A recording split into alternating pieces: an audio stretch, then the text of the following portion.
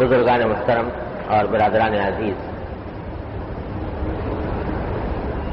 اللہ جل جلالہ کا جتنا شکر ادا کیا جائے کم ہے کہ اس نے اپنے فضل و کرم سے ہمیں رمضان المبارک عطا فرمایا اور اس مہینے کی برکتوں سے ہمیں نوازا اور اس میں روزے رکھنے کی اور تراویح وغیرہ کی توفیق عطا فرمائی۔ میں نے رمضان کے شروع ہونے سے پہلے یہ عرض کیا تھا کہ یہ مہینہ اصحاب ایمان کے لیے پاکی اور صفائی کا مہینہ ہے،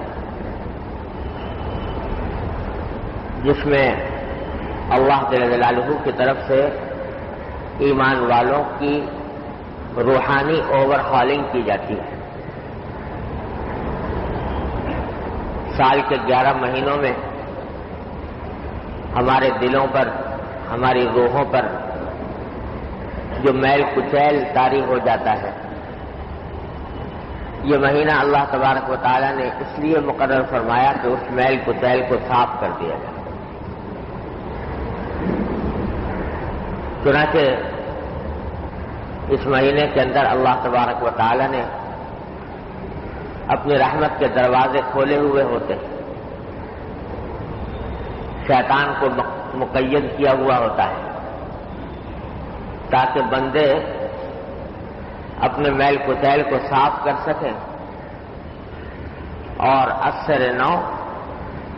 پاک صاف اور دھلے اور اجلے ہو کر آئندہ زندگی کے لیے تیار ہو۔ الحمدللہ اللہ تبارک و تعالی نے یہ مہینہ ہمیں عطا فرمایا اور اس کے بعد اس مہینے کی انوار و برکات سے مستفید ہونے کی خوشی میں عید الفطر عطا فرمایا۔ اور حدیث میں آتا ہے، آپ نے حدیث سنی ہوگی کہ نبی کریم صلی اللہ علیہ وسلم نے فرمایا کہ للصائم فرحتان، فرحۃ عند فطرہ و فرحۃ عند لقاء ربہ، کہ روزہ دار کے لیے 2 فرحتیں ہیں۔ اللہ تبارک و تعالی نے 2 قسم کی فرحتیں، خوشیاں روزہ دار کے لیے رکھی ہیں۔ ایک فرحت اور خوشی اس کے افطار کے وقت میں ہے، اور ایک خوشی اس وقت حاصل ہوگی جبکہ یہ روزہ دار اپنے پروردگار سے جا کر ملے گا۔ اصل خوشی تو وہی ہے جو آخرت میں اللہ تبارک و تعالی سے ملاقات کے وقت میں نصیب ہوگی انشاءاللہ۔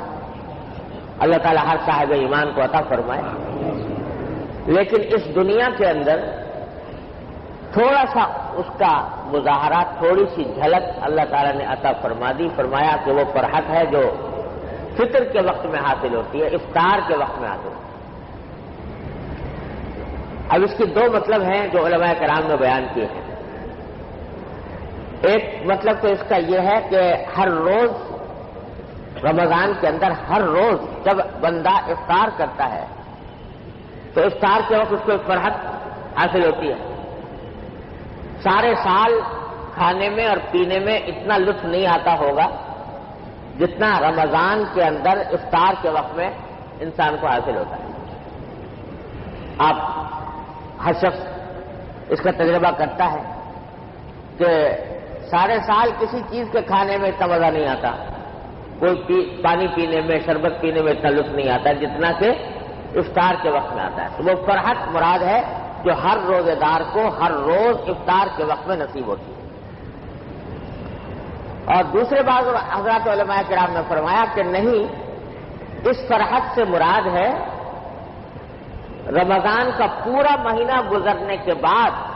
جب بندہ افطار کرتا ہے اور عید الفطر مناتا ہے تو عید الفطر کے وقت میں اللہ تبارک و تعالیٰ فرحت جو عطا فرماتے ہیں وہ مراد ہے۔ کہ سارا مہینہ اللہ تبارک و تعالیٰ کی حکم کی تعمیل میں روزے سے رہ کر اور اس کی بندگی کر کے عبادتیں کرنے کے بعد پھر اللہ تبارک و تعالیٰ ایک خوشی اور مسرت عطا فرماتے ہیں عید کے دن میں، تو وہ مراد ہے کہ یہ دنیا کے اندر ایک جھلک اس فرحت کی جو آخرت میں نصیب ہوگی عید کی شکل میں اللہ تبارک و تعالیٰ نے بندوں کو عطا فرمایا۔ اور یہ بھی ایک عجیب اسلام کا نرالا انداز ہے کہ سارے سال میں صرف 2 عیدیں مقرر کی گئی ہیں، اور دنیا کے مذاہب اور ملتوں میں ہر سال کے اندر بہت سارے تہوار منائے جاتے ہیں۔ عیسائیوں کے تہوار الگ ہیں اور یہودیوں کے الگ ہیں اور ہندوؤں کے الگ ہیں، مختلف مذہبوں کے مختلف تہوار ہیں اور بہت سارے تہوار ہیں۔ اسلام میں 2 تہوار مقرر فرمائے گئے ہیں صرف، ایک عید الفطر اور ایک عید الاضحیٰ، اور ان تہواروں کو منانے کے لیے جن دنوں کا انتخاب کیا گیا وہ بھی دنیا سے نرالا ہے۔ آپ دنیا کے دوسرے مذاہب کے تہواروں پر اگر غور کریں تو یہ نظر آئے گا کہ وہ تہوار مناتے ہیں اپنے کسی ماضی کے کسی اہم واقعے کی یادگار میں۔ مثلا عیسائی تہوار مناتے ہیں کرسمس کا، اتفاق سے وہ بھی ابھی چند دنوں پہلے گزرا ہے، اور وہ تہوار کیا ہے کہ یہ عیسیٰ علیہ السلام کی پیدائش کا دن ہے۔ 25 دسمبر کو انہوں نے تصور کر لیا کہ یہ عیسیٰ علیہ السلام کی پیدائش کا دن ہے، حالانکہ تاریخی اعتبار سے یہ بات ثابت نہیں، تاریخی اعتبار سے یہ درست نہیں، لیکن انہوں نے اپنے طور پر یہ سمجھ لیا کہ 25 دسمبر کو حضرت عیسیٰ علیہ السلام دنیا میں تشریف لائے تھے، تو اس واقعے کی یاد میں، آپ کی پیدائش کی یاد میں انہوں نے کرسمس کا دن تہوار بنا لیا۔ موسیٰ یہودی جو ہیں، جس دن حضرت موسیٰ علیہ السلام کو فرعون سے نجات ملی، فرعون کا لشکر غرق ہوا اور موسیٰ علیہ السلام بنی اسرائیل کو لے کر اس سے آزاد ہو کر چلے گئے، اس دن کی یاد میں اپنا تہوار مناتے ہیں یہودی لوگ۔ ہندوؤں کے ہاں دیکھ لیجئے جتنے تہوار ہیں وہ کسی نہ کسی ماضی کے واقعے میں اس دن یہ ہوا تھا، اس دن یہ ہوا تھا، اس دن یہ ہوا تھا، تو ماضی کے واقعات کی یاد میں تہوار منائے جاتے ہیں۔ اسلام نے جو تہوار مقرر فرمائے عید الفطر اور عید الاضحیٰ، اس کو دیکھو تو اس میں کیا واقعہ ہوا تھا؟ کوئی پرانا واقعہ، ماضی کا کوئی واقعہ اس دن سے وابستہ نہیں، یکم شوال کو کوئی خاص تاریخی واقعہ پیش آیا ہو جس کی یاد میں عید الفطر منائی جا رہی ہو، ایسا نہیں ہے۔ 10 ذی الحجہ کو عید الاضحیٰ منائی جاتی ہے، تو 10 ذی الحجہ کو کوئی تاریخی واقعہ پیش نہیں آیا، نہ حضور اقدس نبی کریم سرور دو عالم صلی اللہ علیہ وسلم کی ولادت کے دن کو عید الفطر یا عید الاضحیٰ قرار دیا، نہ حضور اقدس صلی اللہ علیہ وسلم کے مکہ مکرمہ سے ہجرت کرنے کو کے واقعے کو عید کا دن قرار دیا، نہ حضور اقدس صلی اللہ علیہ وسلم کے بدر کے میدان میں فتح حاصل کرنے کو کوئی عید کا دن قرار دیا، یا احد کے میدان میں یا احزاب میں جتنے غزوات ہوئے، یا جس دن مکہ مکرمہ فتح ہوا اور کعبے بیت اللہ کی چھت سے حضرت بلال رضی اللہ تعالیٰ عنہ کی اذان پہلی بار گونجی، اس روز کو بھی کوئی عید کا دن قرار نہیں دیا، حالانکہ اسلام کی تاریخ اور خاص طور سے نبی کریم سرور دو عالم صلی اللہ علیہ وسلم کی حیات طیبہ ایسے واقعات سے مالا مال ہے، لیکن ان میں سے کسی واقعے کو عید کا دن قرار نہیں دیا، اور اگر تلاش کرو تو یکم شوال کو یا 10 ذی الحجہ کو ان واقعات میں سے کوئی واقعہ خاص نظر نہیں آئے گا۔ جن دنوں کو تہوار بنایا، جن دنوں کو عید کے لیے مقرر فرمایا، وہ یہ کہ ایک واقعہ نہیں جو ماضی میں ہو کر ختم ہو گیا، اس کے بجائے ایک ایسے واقعے کو عید بنانے کی بنیاد قرار دیا جو ہر سال پیش آتا ہے. ایسا خوشی کا واقعہ جو ہر سال مسلمانوں کے سامنے آتا ہے، اس کی خوشی میں عید منائی جاتی ہے. وہ کیا ہے کہ دونوں عیدیں اللہ تبارک و تعالیٰ نے ایسے موقع پر رکھی ہیں جبکہ مسلمان کسی بھی عظیم عبادت کی تکمیل سے فارغ ہوتے ہیں. عید الفطر رکھا ہے، عید الفطر رکھی ہے رمضان گزرنے کے بعد کہ میرے بندے سارے مہینے میری عبادت میں مشغول رہے، سارے مہینے انہوں نے کھانا چھوڑے رکھا، پینا چھوڑے رکھا، نفسانی خواہشات کو چھوڑے رکھا میری خاطر اور عبادت میں مصروف رہے. تو یہ مہینہ انہوں نے اللہ تبارک و تعالیٰ کی عبادت اور بندگی میں گزارا، اس کی خوشی میں، اس کے انعام میں یہ عید الفطر مقرر فرمائی. اور عید الاضحیٰ اس موقع پر مقرر فرمائی جب مسلمان دوسری ایک بڑی عظیم عبادت کی تکمیل کرتے ہیں، یعنی حج کی تکمیل. آپ کو بتایا کہ حج کا جو سب سے بڑا رکن ہے وقوف عرفات، وہ 9 ذی الحجہ کو عمل میں آتا ہے. 9 ذی الحجہ کی تاریخ میں تمام دنیا سے آئے ہوئے مسلمان لاکھوں کی تعداد میں میدان عرفات کے اندر جمع ہو کر اللہ جل جلالہ کی ایک عظیم عبادت کی تکمیل کرتے ہیں. اس عبادت کی تکمیل کے اگلے دن 10 ذی الحجہ کو اللہ تبارک و تعالیٰ نے دوسری عید قرار دے دیا. تو سبق یہ دے دیا کہ ماضی کے واقعات جو ایک مرتبہ پیش آئے اور ختم ہو گئے، تمہارے لیے وہ عید کی بنیاد نہیں، کیونکہ وہ تمہارے آباء و اجداد نے کیے تھے. بے شک تمہاری تاریخ ان واقعات سے جگمگا رہی ہے اور تمہیں اس پر فخر کرنے کا بھی حق پہنچتا ہے کہ ہمارے آباء و اجداد نے اتنے بڑے کارنامے انجام دیے تھے. لیکن تمہارے لیے ان کا عمل کافی نہیں، تمہارے لیے اپنا عمل ہونا ضروری ہے. تمہارے لیے اپنا عمل ہونا ضروری ہے. کوئی شخص صرف اس بنیاد پر نجات نہیں پائے گا آخرت کے اندر کہ میرے آباء و اجداد نے اتنے بڑے کارنامے انجام دیے تھے. ہر ایک آدمی کو اپنے عمل کا جواب دینا ہوگا. وہ جو اقبال نے کہا کہ تھے تو آبا وہ تمہارے ہی مگر تم کیا ہو، تھے تو آبا وہ تمہارے ہی مگر تم کیا ہو، ہاتھ پر ہاتھ دھرے منتظر فردا ہو. تو یہ محض پرانے واقعات پر خوشی مناتے رہنا، یہ اصحاب ایمان کو سبق دیا گیا کہ یہ کافی نہیں، بلکہ تمہیں خود اپنے عمل کو دیکھنا ہے اور اپنے عمل کے اندر اگر اچھائی ہے تو خوشی منانی ہے، برائی ہے تو رنج کرنا ہے اور ندامت کا اظہار کرنا ہے. تو اس لیے اللہ تعالیٰ نے یہ دن ایسے وقت مقرر فرمائے. عید الفطر ان میں سے پہلا دن ہے کہ یہ حدیث میں اس کو جائزہ بھی قرار دیا گیا کہ اللہ تبارک و تعالیٰ کی طرف سے سارے مہینے کی عبادتوں کا انعام ہے یہ دن. اور انعام بھی کیسا عظیم الشان کہ حدیث میں نبی کریم سرور دو عالم صلی اللہ علیہ وسلم ارشاد فرماتے ہیں کہ جب رمضان کا مہینہ گزرنے کے بعد عید کا دن آتا ہے تو اللہ تبارک و تعالی اپنے فرشتوں پر فخر فرماتے ہیں. باہا بہم ملائکتا، اصحاب ایمان کی طرف اشارہ کر کے ان کو دکھا کر اللہ تبارک و تعالی فخر فرماتے ہیں. فخر فرشتوں سے کیوں فرماتے ہیں؟ کہ یہ وہی فرشتے ہیں کہ جب آدم علیہ السلام کو پیدا کیا جا رہا تھا تو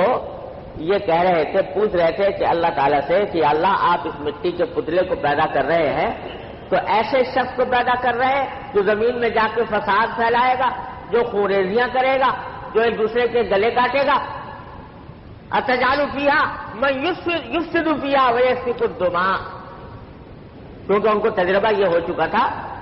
کہ انسان سے پہلے ایک مخلوق اللہ تعالیٰ نے پیدا فرمائی تھی،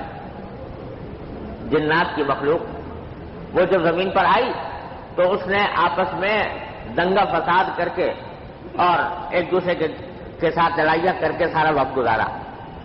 تو ملائکہ نے کہا کہ یہ نئی مخلوق آ رہی ہے، یہ بھی ویسی ہی ہوگی، یہ بھی ایسے ہی فساد بس پھیلائے گی. تو کیا آپ اس میں ایسی مخلوق پیدا کر رہے ہیں جو فساد پھیلائے، زمین کے اندر خونریزیاں کرے؟ تو باری تعالیٰ نے جواب میں فرمایا کہ انی اعلم ما لا تعلمون، میں اس مخلوق کے بارے میں وہ جانتا ہوں جو تم نہیں جانتے. کیا جانتا ہوں؟ کہ یہ مخلوق ایسی ہے کہ بے شک مادہ تو اس میں میں نے فساد کا بھی رکھا ہے، صلاحیت اس میں فساد پھیلانے کی بھی ہے، لیکن ساتھ میں فساد کی صلاحیت رکھنے کے باوجود جب یہ میرے احکام کی تعمیل کرے گی اور عبادت اور بندگی کرے گی تو یہ تم سے بھی آگے بڑھ جائے گی، کیونکہ تمہارے اندر میں نے فساد کا مادہ نہیں رکھا. فرشتہ اگر گناہ کرنا بھی چاہے تو نہیں کر سکتا، بھوک اس کو نہیں لگتی، پیاس اس کو نہیں لگتی، نفسانی جنسی خواہشات اس کے دل میں پیدا نہیں ہوتی،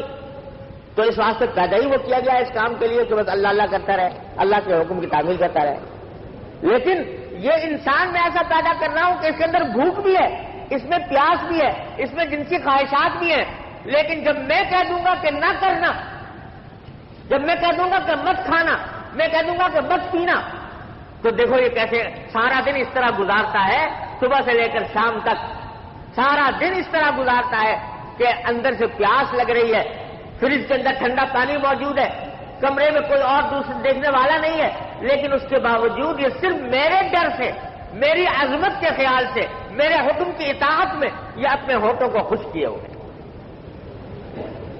تو یہ صفت اس مخلوق کے اندر ایسی ہوگی کہ یہ تم سے بھی آگے بڑھ جائے. تو آج جب عید کے دن مسلمان عیدگاہ کے اندر جمع ہوتے ہیں تو باری تعالیٰ انہی فرشتوں سے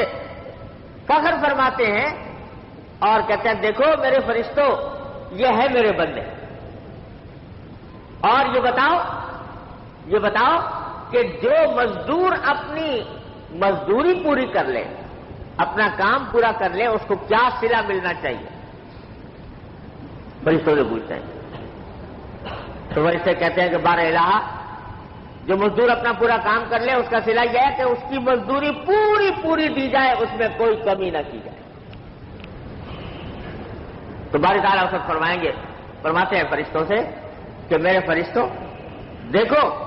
یہ میرے بندے اور بندیاں، ان کے ذمے میں نے ایک کام لگایا تھا رمضان کے مہینے میں کہ میری خاطر یہ کھانا چھوڑ دیں، میری خاطر پینا چھوڑ دیں، اپنی خواہشات چھوڑ دیں. میں نے یہ فریضہ ان کے ذمے عائد کیا تھا، آج انہوں نے اپنا یہ فریضہ پورا کر لیا، اور پورا کرنے کے بعد اس میدان میں جمع ہوئے ہیں، میدان عید میں، اور مجھ سے دعائیں کرنے کے لیے آئے ہیں، مجھ سے اپنی مرادیں مانگ رہے ہیں. تو باری تعالیٰ اس موقع پر باری تعالیٰ اپنی رحمت کے جوش میں قسم کھاتے کہ میں قسم کھاتا ہوں اپنی عزت و جلال کی، قسم کھاتا ہوں اپنی علو مکان کی، کہ آج میں ان سب کی دعائیں قبول کروں اور میں ان کے گناہوں کی مغفرت کروں گا. اور اتنا ہی نہیں، فرمایا کہ لَأُبَدِّلَنَّ سَيِّئَاتِهِمْ حَسَنَاتٍ، ان کی برائیوں کو بھی نیکیوں میں تبدیل کر دوں گا، ان کی برائیوں کو بھی نیکیوں میں تبدیل کر دوں گا. چنانچہ حدیث میں آتا ہے کہ فَيَرْجِعُونَ مَغْفُورًا لَهُمْ، جب عیدگاہ سے مسلمان روزے دار واپس جاتے ہیں تو اس حالت میں جاتے ہیں کہ ان کی مغفرت ہو چکی ہوتی ہے، ان کو اللہ تعالیٰ بخش چکے ہوتے ہیں. کچھ معمولی انعام ہے کہ سارے مجمع کو اللہ تبارک و تعالیٰ مغفرت کر کے روانہ فرماتے ہیں. اور شاید یہی راز ہو اس حکم میں کہ عید کی نماز کے لیے رسول کریم صلی اللہ علیہ وسلم نے سنت اس بات کو قرار دیا کہ مسلمان بڑی سے بڑی تعداد میں، اور بہتر یہ ہے کہ کھلے میدان میں جمع ہو، کہ مجمع کثیر ہو، جتنا مجمع کثیر ہوگا، بڑا مجمع ہوگا، تو نہ جانے اس میں کس اللہ کے بندے کی برکت سے اللہ تعالیٰ سارے مجمع پر فضل فرمائے۔ اللہ تعالیٰ کی رحمت ایسی ہے کہ اگرچہ انعام کے مستحق تو کچھ لوگ ہیں، چند جنہوں نے صحیح معنی میں اللہ تبارک و تعالیٰ کی عبادت کی، صحیح معنی میں اللہ تعالیٰ کی بندگی کی، لیکن جب اللہ تعالیٰ ان کو اپنی رحمت سے نوازتے ہیں تو مجھ جیسے ناکارہ بھی وہاں پر بیٹھے ہوئے ہوں تو اللہ تبارک و تعالیٰ کی رحمت کہتی ہے کہ اب یہ 4-5 کو کروں اور چھٹے کو نہ کروں، یہ میری رحمت سے بڑی ہے، لہذا ان کو بھی اپنے فضل و کرم سے نواز دیتے ہیں۔ اس لیے کہا کہ بڑے سے بڑا مجمع اور کھلے میدان کے اندر جمع ہو۔ تو بھائی یہ الحمدللہ کل جو واقعہ پیش آیا ہے، یعنی کل جو عید کا دن ہم نے گزارا ہے، عید کی نماز اللہ تعالیٰ کے فضل و کرم سے ادا کرنے کی توفیق ہوئی ہے، یہ معمولی واقعہ نہیں، یہ زندگی کے اندر انقلاب کا واقعہ ہے کہ اس کے نتیجے میں اللہ تبارک و تعالیٰ نے انشاءاللہ ثم انشاءاللہ سب کی مغفرت فرما دی ہے۔ اللہ کی رحمت سے یہی امید رکھنی چاہیے۔ یہ جو ہمارے دلوں میں خیالات آتے ہیں کہ بھئی عبادت تو کی بے شک، لیکن یہ کہ حق تو ادا نہ ہو سکا، ہمارے روزے کیسے، ہماری نمازیں کیسی، ہماری تلاوت کیسی، ہمارا ذکر کیسا، ہماری تسبیح کیسی، نہ اس میں خضوع ہے، نہ اس میں خشوع ہے، نہ اس میں آداب ہیں، نہ اس میں شرائط ہیں، تو وہ اس پر کیا امید باندھے کہ ان اعمال کے صلے میں اللہ تبارک و تعالی ہماری مغفرت فرما دی ہوگی، کیا امید باندھے ان اعمال میں؟ تو خوب یاد رکھو کہ اپنے اعمال سے امید تو واقعی کیا باندھیں، کیونکہ ہمارے اعمال اس لائق ہے ہی نہیں کہ اللہ جل جلالہ کے شان ہو۔ اپنے اعمال سے کیا امید باندھیں؟ ہاں ان کی رحمت سے ضرور امید باندھیں گے، ان کے فضل و کرم سے ضرور امید باندھیں گے۔ ہماری نسبت سے یہ اعمال بے شک کھوٹی پونجی ہے، ہمارے نسبت سے، ہماری کوتاہیوں کے لحاظ سے یہ اعمال بے شک اللہ تعالیٰ کے سامنے پیش کرنے کے لائق نہیں، لیکن ان کی رحمت کے لحاظ سے، ان کی رحمت جو بہانے تلاش کرتی ہے، ہمیں امید اپنے اعمال سے نہیں، ان کی رحمت سے۔ جب انہوں نے خود فرما دیا کہ میں تمہاری برائیوں کو بھی اچھائی سے بدل دوں گا، یہ حدیث میں نے ابھی آپ کو سنائی، تو اس میں کیا فرما رہے ہیں کہ میں تمہاری برائی کو بھی اچھائی سے بدل دوں گا، یعنی یہ اعمال جو تم لے کر آ رہے ہو میرے پاس، اس کے اندر بہت سی برائیاں ہیں، بہت سی خامیاں ہیں، بہت سے نقائص ہیں، بہت سی کوتاہیاں ہیں، لیکن جب تم میری خاطر آئے ہو یہاں پر تو میں ان برائیوں کو بھی اچھائیوں سے بدل دوں گا، ان برائیوں کو بھی تمہارے نامہ اعمال میں اچھائیوں کے طور پر لکھوں۔ اس واسطے ہر مومن کو یہ امید رکھنی چاہیے۔ اپنی نسبت سے کیا ہم پیش کریں، لیکن اپنی کوتاہیوں کو دیکھیں یا ان کی رحمت کو دیکھیں۔ جب ان کی رحمت کو دیکھنا ہے تو انشاءاللہ ثم انشاءاللہ ہر مومن کو یہ امید رکھنی چاہیے کہ اس رمضان میں میری مغفرت ہو گئی، اللہ تعالیٰ کے فضل و کرم ہو گئی۔ جب انہوں نے وعدہ کیا ہے تو ضرور کیا انہوں نے۔ ہاں یہ جو امید ہے یہ اپنے کسی عمل کے اوپر ناز کی وجہ سے نہیں،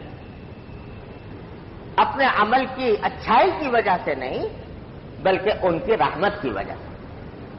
حضرت جنید بغدادی رحمۃ اللہ علیہ جو مشہور ولی اللہ بزرگ گزرے، ان کا بڑا کام کا مقولہ ہے، وہ فرماتے ہیں کہ جو شخص عمل کیے بغیر، کوئی عمل کیے بغیر امیدیں باندھ رہا ہے، عمل کیے بغیر امیدیں باندھ رہا ہے کہ میں عمل تو کچھ کروں نہیں اور اللہ تبارک و تعالیٰ مجھے جنت میں داخل کر دیں گے، تو جو شخص عمل کیے بغیر امیدیں باندھ رہا ہے وہ اپنے آپ کو دھوکہ دے رہا ہے۔ اور جو شخص اپنے عمل پر بھروسہ کر رہا ہے کہ چونکہ میں نے اچھا عمل کیا لہذا ضرور جنت میں جاؤں گا، جو اپنے عمل پر بھروسہ کر رہا ہے وہ شخص در حقیقت وہ بھی اپنے آپ کو دھوکہ دے رہا ہے۔ حقیقت کیا ہے کہ عمل کیے بھی جاؤ اور امید اللہ کی رحمت سے باندھو، بھروسہ اللہ کی رحمت پر کرو، اپنے عمل پر نہیں۔ کیونکہ عمل یہ کرنا کہ بغیر عمل کیے امید باندھنا اس لیے غلط ہے کہ اللہ تعالیٰ نے بتایا کہ میری رحمت متوجہ اس شخص پر ہوتی ہے جو کچھ عمل کرتا ہے، رحمت اسی پر متوجہ ہوتی ہے۔ اگر عمل کرتا ہی نہیں، غفلت میں وقت گزار رہا ہے، تو پھر جہاں اللہ تعالیٰ غفور الرحیم ہے وہاں شدید العقاب بھی ہے۔ تو اگر عمل کوئی نہیں کر رہا اور پھر امید باندھے اللہ تبارک و تعالیٰ سے، وہ دھوکہ دے رہا ہے اپنے آپ کو، اس واسطے کہ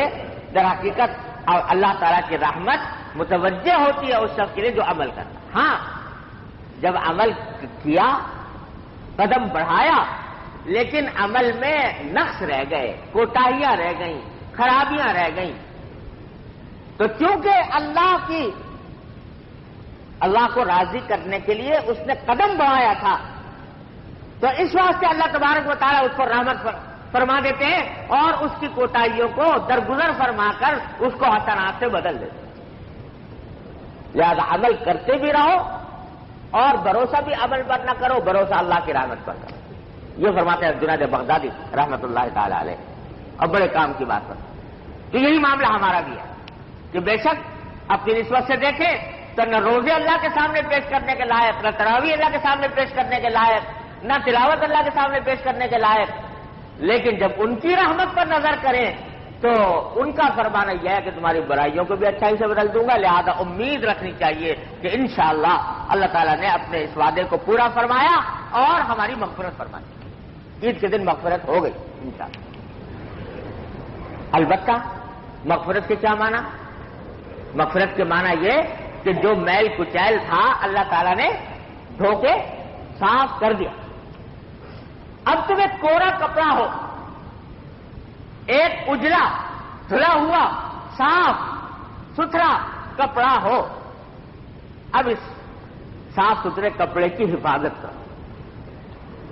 اس دھلے ہوئے کپڑے کی حفاظت کرو۔ جتنا کپڑا اجلا اور دھلا ہوا اور صاف ہوگا اتنا ہی اس کے اوپر دبا لگا ہوا برا لگے گا۔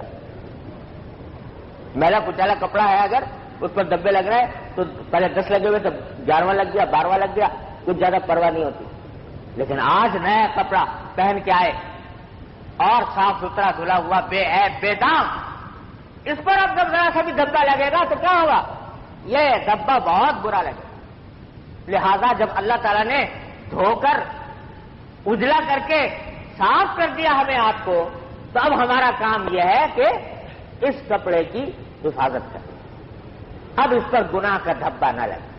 اب اس پر معصیت کا داغ نہ لگے اس کو، اور اس فکر میں نہ رہو کہ پھر لگیں گے داغ تو اگلے رمضان میں پھر دھل جائیں گے۔ کسے پتا کہ اگلا رمضان نصیب ہو کہ نہ ہو، کسے پتا کہ آئندہ توبہ کی توفیق ملے کہ نہ ملے، لہذا یہ دھبا لگانے سے اپنے پرہیز کرو۔ اور یہی معنی ہے اس آیت کے جو میں نے شروع میں پڑھی تھی، اللہ تعالیٰ نے عید کا ہی ذکر کرتے ہوئے فرمایا کہ میں نے یہ دن ایسے مقرر کیا ہے کہ جس میں مسلمان رمضان کے روزوں کی گنتی پوری کرے، اللہ کی تکبیر کہے، وَلَعَلَّكُمْ تَشْكُرُونَ، اور تاکہ تم شکر گزار بن جاؤ۔ تو شکر گزار بننے کا راستہ یہی ہے کہ جس ذات نے تمہاری برائیوں کو بھی حسنات سے بدل دیا، اب اس کا شکر یہ ہے کہ اپنی آئندہ زندگی کو گناہوں سے، معصیتوں سے، نافرمانیوں سے بچانے کی فکر کرو۔ تو آج کا دن ہمارے لیے اور آپ کے لیے الحمدللہ خوشی کا دن بھی ہے، فرحت کا دن بھی ہے، اور اللہ کی رحمت سے مغفرت کی امید رکھنے کا بھی دن ہے، لیکن ساتھ ساتھ اس احتیاط کا بھی تقاضا کرتا ہے کہ ہم اپنی آئندہ زندگی کو صاف ستھرا بنانے کی کوشش کریں۔ اللہ تبارک و تعالیٰ اپنے فضل و کرم سے، اپنی رحمت سے ہمیں اس فریضے کی ادائیگی کی توفیق عطا فرمائے اور اپنی زندگی کو گناہوں سے، معصیتوں سے، نافرمانیوں